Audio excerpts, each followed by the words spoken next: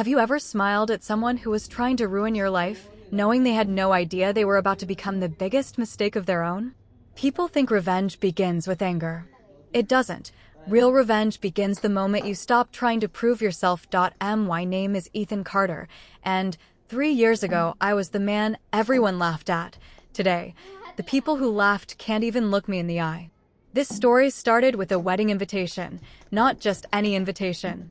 An invitation from the woman I was supposed to marry, asking me to watch her marry the man she left me for.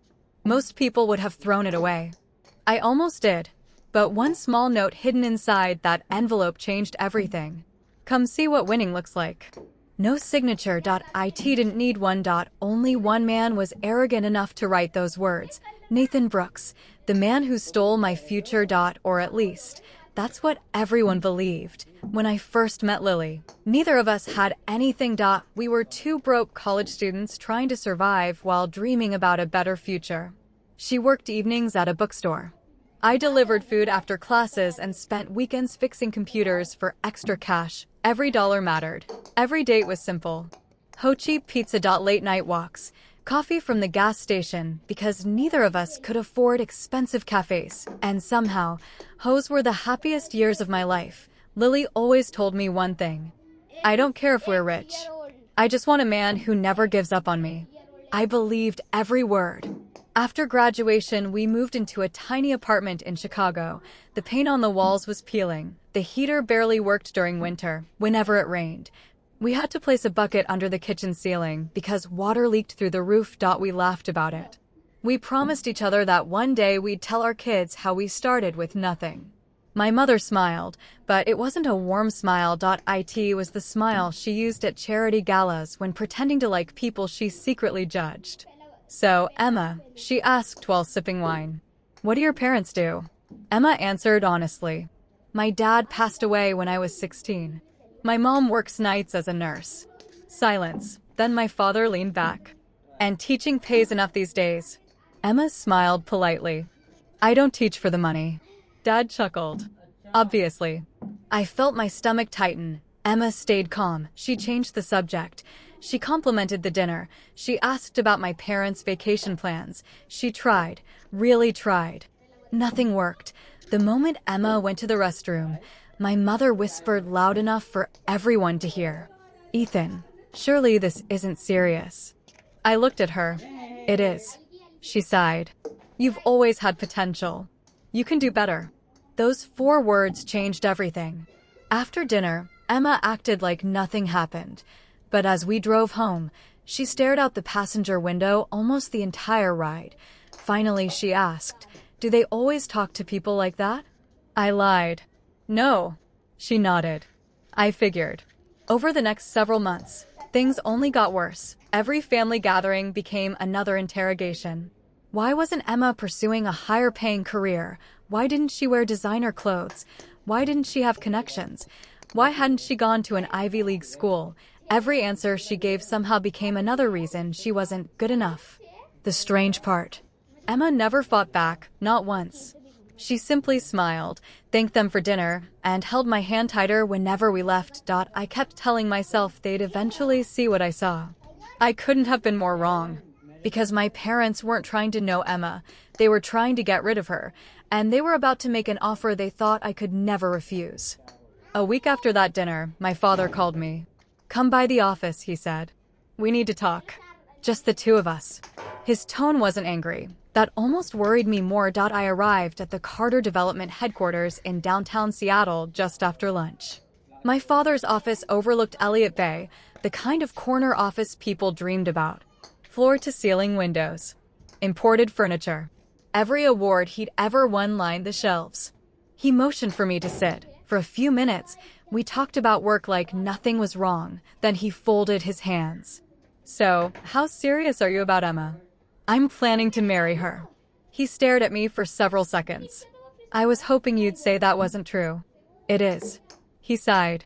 Ethan, you've worked hard your entire life. Don't throw it away. I'm not throwing anything away. You are. He opened a folder and slid it across the desk. Inside were documents transferring ownership of a new luxury apartment in Bellevue into my name.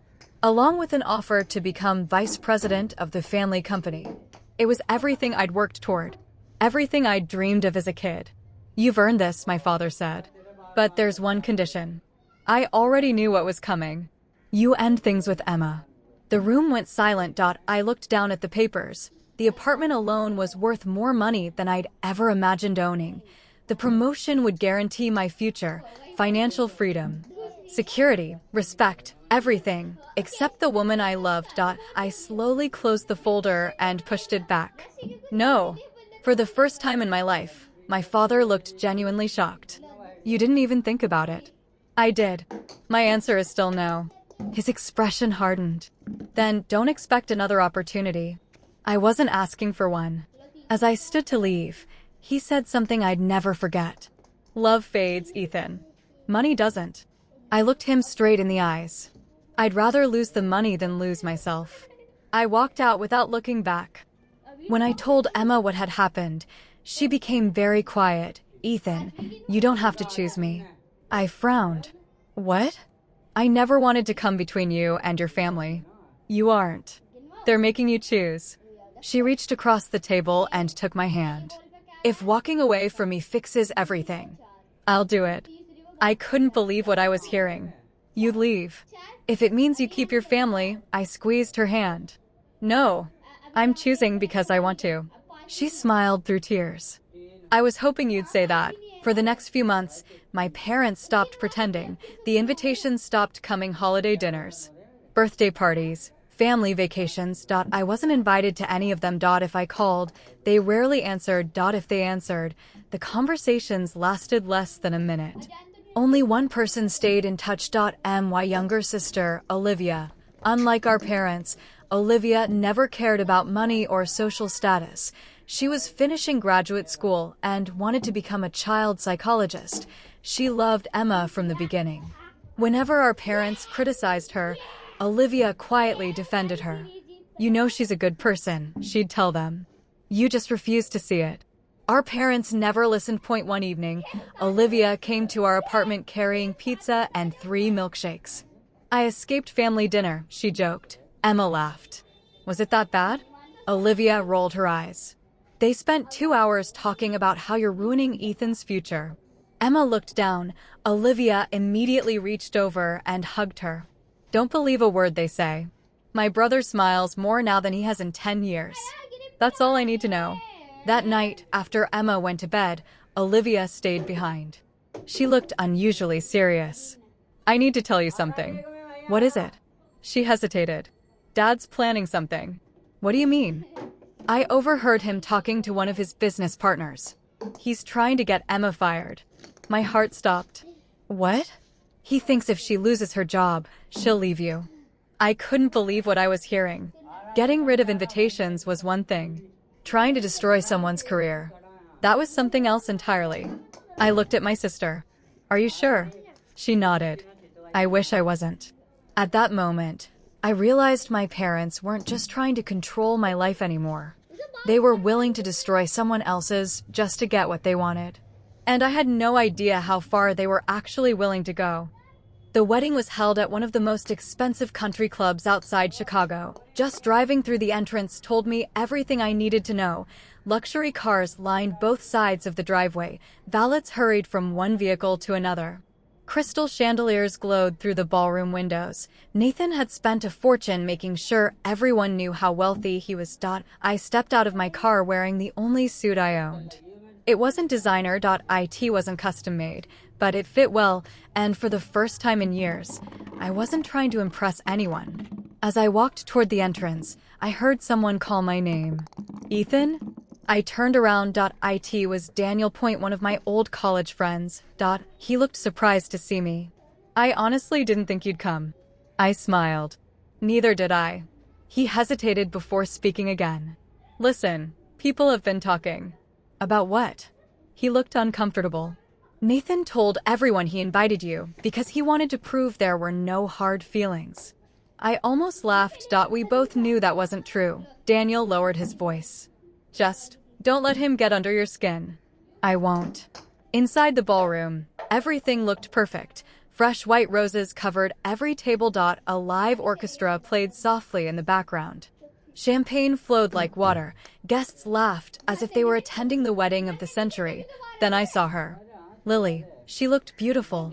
For a brief moment, I remembered the woman I had once loved. Then she looked at me. Her smile disappeared. She hadn't expected me to come either. Nathan noticed me seconds later. His grin stretched across his face. He walked toward me with his arms open. Ethan, you actually came. He hugged me before I could respond. It wasn't ahug.it was a performance. Every nearby guest turned to watch. Nathan raised his voice just enough for everyone to hear. I told Lily you'd be mature enough to accept that some people simply belong together. Just leave her. I didn't even turn around. Instead, I drove away. A week later, Emma received an unexpected phone call. It was from another school district. They had heard about her volunteer literacy program and wanted to interview her for a leadership position. The salary was almost 30% higher. The benefits were better. The district had a great reputation. Emma couldn't believe it. I almost didn't apply. Why not?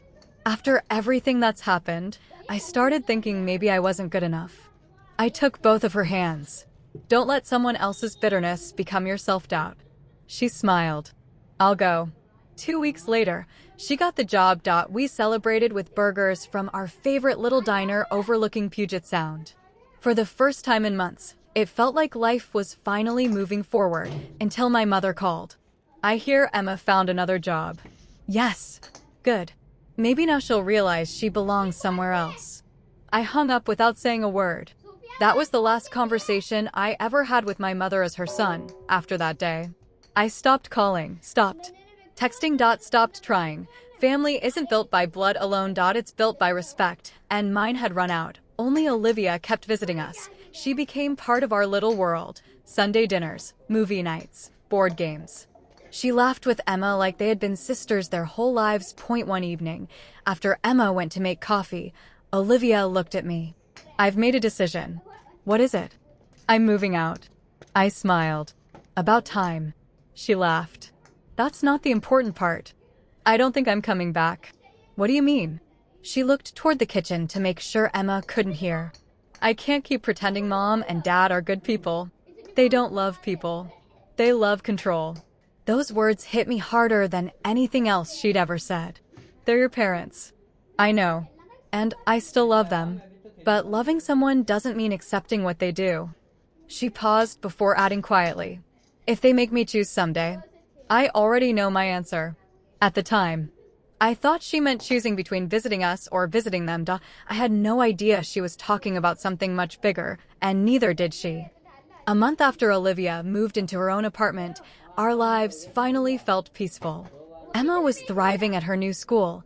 I had accepted a position with a respected architecture firm instead of joining my father's company, and for the first time in years, I felt like I was building a future that truly belonged to me. Then, on a rainy Tuesday evening, Olivia called. The moment I answered, I knew something was wrong. She wasn't crying, but her voice was shaking. Ethan, Mom and Dad came to my apartment today. I pulled my truck to the side of the road. What happened? She took a deep breath. They told me it's time to choose. I already knew what that meant. They said if I keep spending time with you and Emma, I'm no longer welcome in the family. Dad said I'm embarrassing the Carter name. Mom said Emma has poisoned me against them. I closed my eyes in frustration. What did you say? There was a long silence before she answered. I told them I wasn't choosing between my family. I was choosing between kindness and cruelty. My heart sank. How did they react? Olivia let out a bitter laugh. Dad stood up, pointed at the door, and said, "Then don't ever call us Mom and Dad again." My chest tightened. He actually said that? Word for word. She whispered. Mom didn't stop him. She just grabbed her purse and walked out. That night, Olivia came to our apartment.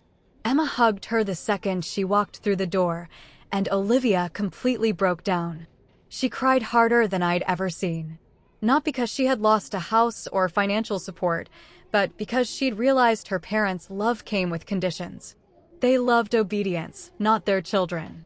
We spent hours talking until finally Olivia looked at us with tears still in her eyes and smiled. I think I finally understand why you never gave up on Emma. Emma reached across the table and squeezed her hand. You never have to earn love from the right people. Those words stayed with all of us. 3 months after Lily called me, life surprised me in a way I never expected. Her name was Claire. We met during a charity fundraiser hosted by one of our biggest clients. She wasn't impressed by my company. She wasn't interested in my money. In fact, she had no idea who I was. When someone introduced me as the founder of one of Chicago's fastest-growing tech companies, she simply smiled and said, "So, what do you enjoy doing when you're not working?" No one had asked me that in years. For the first time since everything happened with Lily, I felt seen. Not for my success, for myself. Over the next year, Claire became my best friend. She challenged me, laughed at my terrible jokes, reminded me to take weekends off. She never asked about my past until one evening when she noticed an old engagement ring hidden inside my desk drawer. "You don't have to tell me," she said softly. "But someone hurt you." I nodded. "They did." She squeezed my hand. "I hope one day they realize what they lost." I smiled. "They already will." A year later, I proposed. She said yes before I even finished asking. This time, there were no expensive photographers. No giant audience, just two people who genuinely loved each other. It was perfect. As we planned our wedding, one strange idea crossed my mind. I asked Claire a question. "Would you mind if I invited two people who probably won't come?" She looked curious. "Who?" "My ex-fiancé, and the man she married." She looked at me for several seconds, then smiled. "I trust you." A week later, elegant black envelopes were mailed across Chicago. Every single guest who had attended Nathan and Lily's wedding received one. Including them. Inside every envelope was our wedding invitation. At the very bottom, in small silver letters. One sentence was printed. "Thank you for teaching me that the right person never leaves when life gets difficult." It wasn't directed at anyone, but everyone knew exactly who it was. 4.2 days later, my phone exploded. Old friends started calling. Some laughed. Some apologized for how they'd treated me years earlier. Then Daniel called. "Ethan, you won't believe what happened." "What?" Nathan completely lost it. Apparently, the moment Nathan opened my invitation, he turned pale. He read the last sentence 3 times, then threw the card across the room. Lily picked it up, read it herself, and quietly walked away. Daniel lowered his voice. "They've been arguing ever since." I didn't celebrate. I didn't laugh. I simply continued planning my wedding. The morning of the ceremony arrived. Unlike Nathan's wedding, mine wasn't about showing off. It wasn't held inside a luxury country club. It overlooked Lake Michigan, the same place where I had once planned to propose years ago. Close friends, family, people who genuinely cared. That was enough. Just before the ceremony started, one of my groomsmen walked over. "Ethan, you have unexpected guests." I turned around. Standing near the entrance were Nathan and Lily. Neither of them looked happy. Nathan's expensive confidence had disappeared. Lily looked exhausted. I walked over. Nathan forced a smile. "Congratulations." "Thank you." There was an awkward silence. Then Lily quietly spoke. "I owe you an apology." I looked at her. She continued. "I spent years believing success was about money." Tears filled her eyes. "I was wrong." I nodded politely. "I hope you're happy now." She looked down.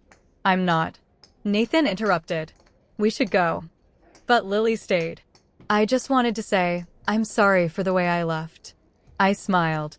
"I forgave you years ago." She looked surprised. "I just never wanted you back." Those words hurt more than any insult ever could. Nathan suddenly spoke. "I underestimated you." I laughed quietly. "No, you underestimated character." Neither of them had another answer. They turned around, walked back toward the parking lot, and disappeared forever. Minutes later, the music began. Claire walked toward me with the biggest smile I'd ever seen. In that moment, I realized something. The greatest revenge isn't making someone see our why. It isn't humiliating them. It isn't proving they're wrong. The greatest revenge Is building a life so peaceful that the people who once broke your heart become nothing more than strangers in your memories. As Claire and I exchanged our vows, I looked around. Every seat was filled with people who wanted us to succeed. No fake smiles, no hidden insults, no competition, just love. Later that evening, Daniel walked over holding 2 unopened envelopes. They left these. One was from Lily, the other was from Nathan. I looked at them, then handed both envelopes back. Throw them away. You don't want to read them. I smiled. No. The chapter ended a long time ago, because revenge had never been about getting the last word. It was about reaching a place where their words no longer mattered. That night, as fireworks reflected across the lake, I realized Nathan had been right about one thing. Someone had won.it just wasn't him. And if there's one lesson my story can teach you, it's this. Never measure your worth by the person who walked away. Because one day, the same people who laughed at your struggle may become the audience applauding your success. And by then, you won't need their applause anymore. Birthday cards, Christmas gifts, voicemails, even showing up at her house once. Olivia never responded. Not because she hated them, but because she'd finally learned the difference between forgiveness and allowing people back into your life. She forgave them in her heart. She simply refused to let them hurt her again. Emma and I married the following summer, with Olivia standing beside us as family. Years later, when our first daughter was born, Olivia became the world's happiest aunt. My parents never met their granddaughter. They never met Olivia's children either. They had spent their entire lives believing wealth, status, and control would keep their family together. In the end, those were the very things that drove everyone away. Today, they're still living in the same beautiful house, surrounded by expensive furniture, priceless artwork, and perfect silence. Meanwhile, our home is often loud, messy, and full of children laughing in the backyard. Looking back, I don't think my parents lost their daughter on the day she got married. They lost her the moment they believed love should come with conditions. Everything that happened afterward was simply the consequence of that choice. And that's the kind of price no amount of money can ever repay.